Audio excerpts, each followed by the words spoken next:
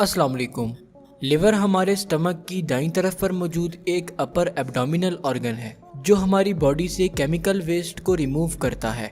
अगर किसी वजह से हमारे लिवर में इन्फ्लेमेशन शुरू हो जाए और लिवर सेल्स ठीक से काम ना कर सकें तो लिवर फंक्शन डिस्टर्ब हो जाता है, जिससे डैमेज्ड एरिया में स्कार्स बनने लग जाते हैं जो अगर लिवर के दूसरे पार्ट्स में फैल जाएं तो इससे लिवर परमानेंटली डैमेज हो जाता है, जिसे लिवर साइरोसिस कहते हैं।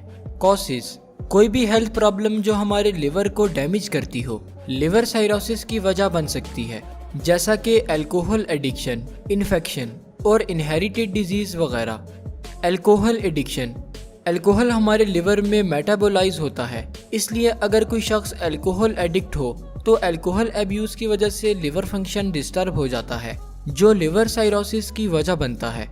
इन्फेक्शन: बहुत से पैरासाइट्स और वायरसेस जैसा कि हेपेटाइटिस बी और सी वायरसेस हमारे लिवर में ग्रो करते हैं, जिससे लिवर में इन्फ्लेमेशन शुरू हो जाती है जो लिवर सेल्स को डैमेज करती है और स्कार टिश्यूज फॉर्मेशन की वजह बनती है, जिसे साइरोसिस कहते हैं।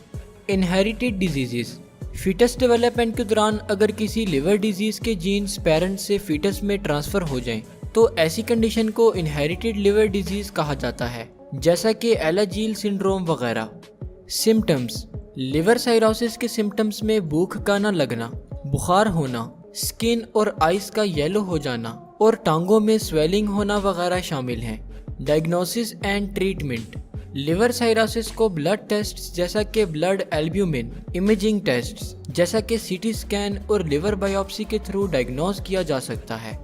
इस वक्त दुनिया में लिवर साइरोसिस की कोई ट्रीटमेंट मौजूद नहीं, क्योंकि इस कंडीशन में हमारा लिवर परमानेंटली डैमेज हो जाता है। अलबत्ता कुछ मैनेजमेंट थेरापीज जैसा कि अल्कोहल ना पीना, एंटीवायरल मेडिसिन लेना और हाइजीनिक डाइट वगैरह से लिवर साइरोसिस की प्रोग्रेस को कम किया जा सकता है।